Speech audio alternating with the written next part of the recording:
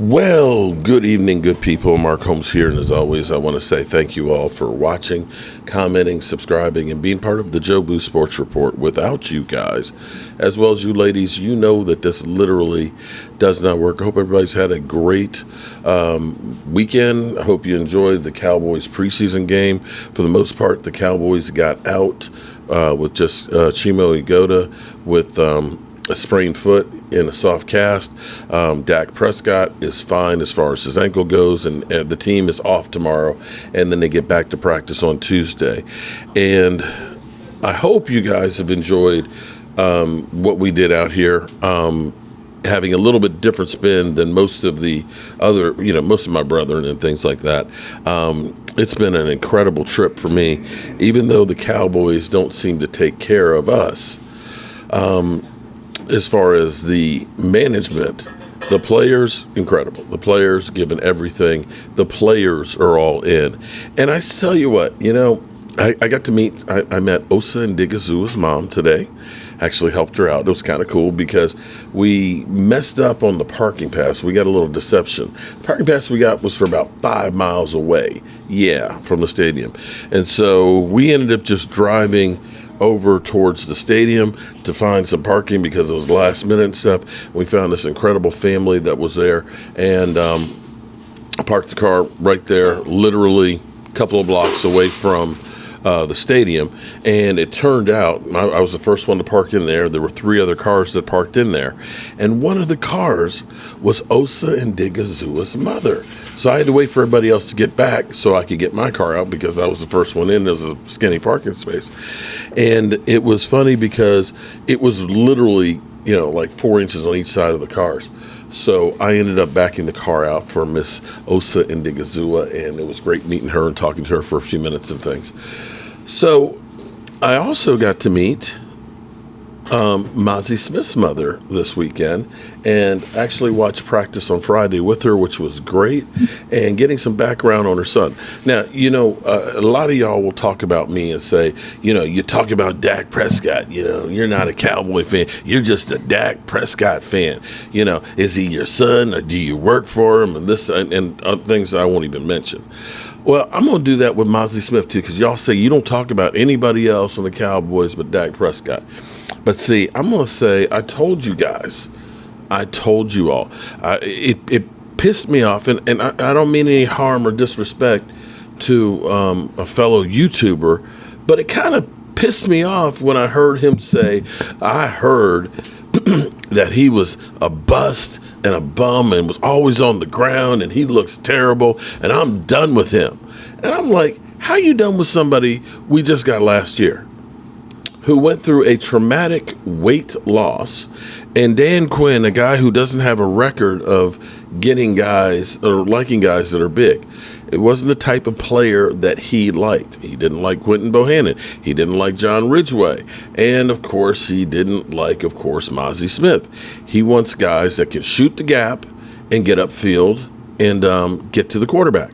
They sell out, and usually those guys are taller and thinner, okay? Listen, the fat boys are back, although Mazi's not fat. He's thick. He's big-boned. He's well-developed, and he has toned his body up and everything else. And I told you guys, he is the first guy on the field,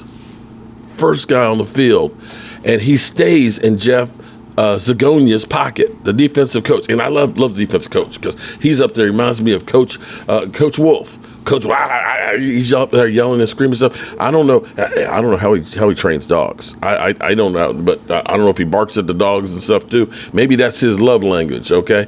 But he's cussing and screaming at those guys. But Mazi is literally right there in his pocket, and he's the last guy off the field. And he got this slow walk when he gets off the field, okay? Going to the locker room. He's the last guy off the field, man. And he looked like he's tired because he done put in some work, some serious work. And so last year, his best game, he had 3 tackles in. 3 tackles in one game. And I've told you guys, because most of y'all don't understand a one-technique guy and what they do, okay? It's not about how many tackles you get. It's about how you clog up the middle, okay? You got to clog up the middle. he not only clogged up the middle, he had 3 tackles the first drive. The first drive. If he can play like that, bro, I don't want to put too much hype out there because it's just a preseason game and we're talking about backups. These weren't the starters and things like that. I get that, but you have to love the flashes that you saw with him and seeing the development of him. I can't wait to get back home. And probably Tuesday, our flight's late tomorrow. It's a red-eye flight, so we'll be back early Tuesday morning. But maybe after I take a nap, I'm going to pull up the game film because I want to break down some of those plays and show you some of the things that I saw. But even on a screen pass, it was amazing because, see, here's the thing with screen. Screen is to sucker you, okay? Screenplay is you make it look like a pass and try and get you sucked in. The offensive lineman are playing, we're blocking you, and oh, you got past me, and then they go out in front of it, and you get fooled. You get fooled. But Mazi didn't get fooled. Mazi recognized this is a screenplay, and he ended up shedding the block and getting over there and tackling the guy for a loss. So shout out Mazi, great game. Tyler Guyton, when we were doing a pass blocking play in there, pass blocking is usually more passive, okay? See, as an offensive lineman, you like to run block more because what happens is you put your fingers in the dirt. See, like they used to say, look at the fingers, okay? If you see the knuckles go white, that's because they got more weight on it because, see, they're fat guys. And when you put a lot of weight, take your hand, put your hand down here.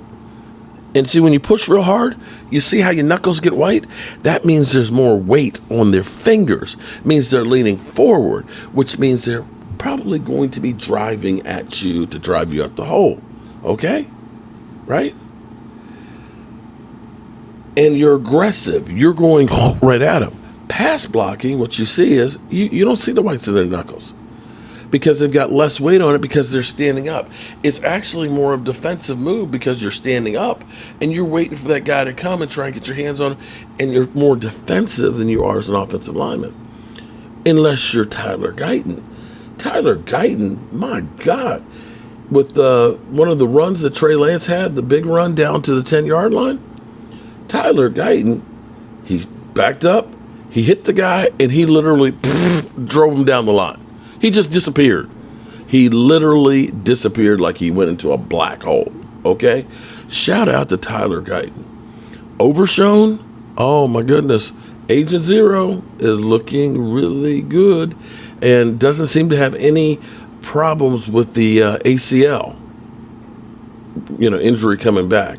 And Marshawn Nealon, he had some really good moves in there as well. Now, a lot of people will go through and they'll look at this game, and let me say to you guys, let me say with an emphasis here, this is preseason game numero uno. It doesn't mean shit. The only thing you want is to get in some good work and get out healthy. That's it. And you can't judge what guys are going to be or how a team is going to be by preseason. I've seen teams like the Detroit Lions win 4 games in preseason and proceed to lose every single game in the regular season. Yeah. And the Cowboys, typically, we don't score a whole lot of points, and we don't usually win very many preseason games. It's just don't. So it's how you look and evaluate preseason. Some coaches like to say, the Ravens, I think they've won more preseason games than anybody else, and it translates to them being good. Cowboys, we probably lost over the last 10 years more preseason games than anybody else, and it doesn't necessarily translate into losing. I know the trolls out there will say, "Oh, you're just trying to spin it. You're just trying to bullshit. The Cowboys are ass." Well, I'm gonna say, if Trey Lance, with the learning curve that he needs to make, is a starting quarterback, yeah, we're going to lose a lot of games. He did some nice runs. He did. He avoided some pressure and things. He didn't throw interceptions, but he didn't do anything to really help the team. When your team gets four takeaways, and you only come away with 3 points each time, you got to do better than that, son. And that pass in the end zone, that's a pass Dak Prescott makes all the time. You got to make that pass. You have got to get that. You can't get down there because, I mean, to his credit, he got him down there. But you got to finish him. So there we are. That's all I have to say about that. We'll see if Jerry Jones, with the day off tomorrow, gets some shit done as far as contracts go after he walked back the CD Lamb kind of, that we miss you. We miss you, son. Yeah, we miss you here. Okay. Well, if you want to see him, just show him the money. So with that being said, I want to say thank you to each and every one of you guys and you ladies that watch the show. I appreciate you guys. And everybody who came up, and everybody that was looking for me and things, I appreciate the love. I appreciate the support. Like I always say, without you guys, it does not work. And let me say, as always, as we wrap up everything here in Los Angeles and head on back home tomorrow, I appreciate each and every one of you guys. And remember to tell the people you love how much you love them, because you might not get the chance again. And I truly love you guys. And one final note. I know Jerry and Stephen Jones piss you off that they don't do enough to go ahead and get there. Here's the thing. Those guys out there give everything. They love to work and take care of defending the star. They may not get to the Super Bowl and things like that, but sorry, hopefully I'm still on East Coast time, which is midnight. But they give everything. They give it their all, even if the front office doesn't. So have your venom for the Joneses. Don't give it to those guys. Have a good night, good people. And I love you all. And God willing, I'll see you tomorrow. Peace.